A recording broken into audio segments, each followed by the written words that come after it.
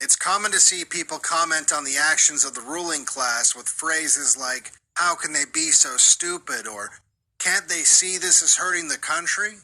They say these things because the problems and often the solutions seem so obvious that the only thing that makes sense is that the people in power are just a bunch of blithering idiots or short-sighted and greedy, when of course the truth is so much darker than that.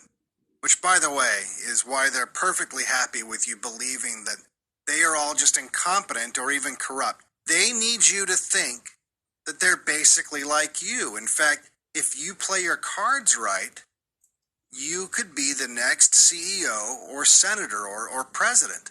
This is the naive perspective that most people have, and it's a perspective that's reinforced with a constant stream of theater and propaganda. Perspective is everything, and when people see things happen in the world, like the actions of the ruling class, they view it through the lens of their own life experiences.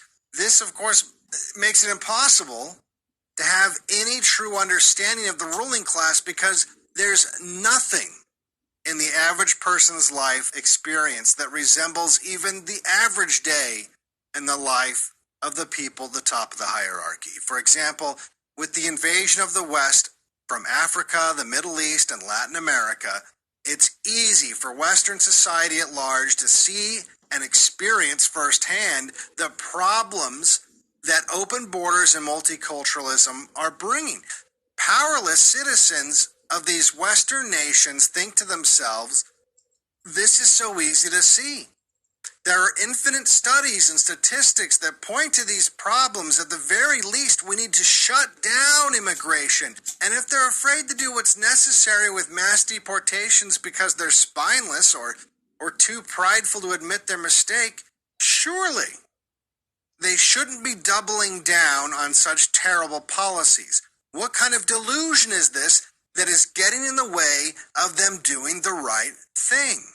And people think this because it's only natural to recall instances in their own lives when they've witnessed similar behavior. And they use that information to try to explain what seems to be the asinine behavior of the ruling class. But this is foolish. Unless they understand that the ruling class is a completely different society, with a completely separate culture, with completely different and to most people alien motives, using examples of behavior you see in your friends and family to construct a model that will explain the behavior of the ruling class is insane. And it'll always result in this idea that they're just a bunch of bumbling morons that don't know what they're doing. It is no different than when primitive, uncontacted tribes in South America see an airplane flying over the rainforest, and they use that exact same strategy to come to the conclusion that what they're seeing is a giant bird monster. The difference between your culture and life experience and that of the ruling class is just as vast a difference as the separation between your culture and that of the primitive humans. It only serves your ego and the interests of the ruling class to think otherwise.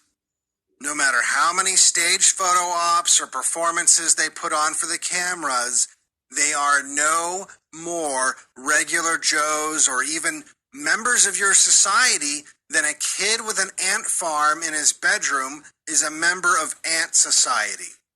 What needs to be understood right now is that it's not that they're too stupid or too cowardly to do the right thing. It's that they are doing the right thing. They're just doing it for them, for their family, for their culture, for their society. Society that you're not a member of. You're simply a resource for them, and your happiness is only as important as it correlates with their ability to harvest that resource. An industrial farmer doesn't consider his livestock friends or family. They only care about the feelings of their livestock if it's damaging the product.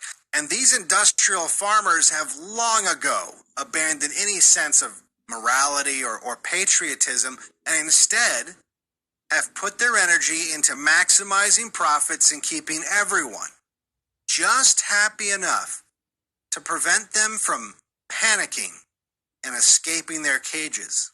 They are industrial farmers and you are the livestock.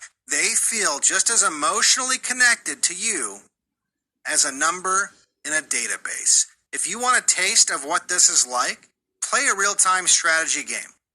Play a real-time strategy game with expendable armies. Send the armies off to die over and over and over again to protect the kingdom. Do you feel bad for those pixels on the screen? Of course not. At first, you might even enjoy sending the armies on suicide missions just to watch them fight. The only time you begin to feel anxiety about the legions of virtual people being massacred is when the danger starts to get too close and you are actually risking losing your kingdom. This is exactly how the ruling class feels and how they operate. They will send everyone to die, down to the last peasant, to protect their kingdom, and they'll feel just as much connection and compassion for these men and women they rule over as you do for these pixels on the screen. This is the reality that people need to understand before they can understand the behavior of the ruling class. You are not even the same species.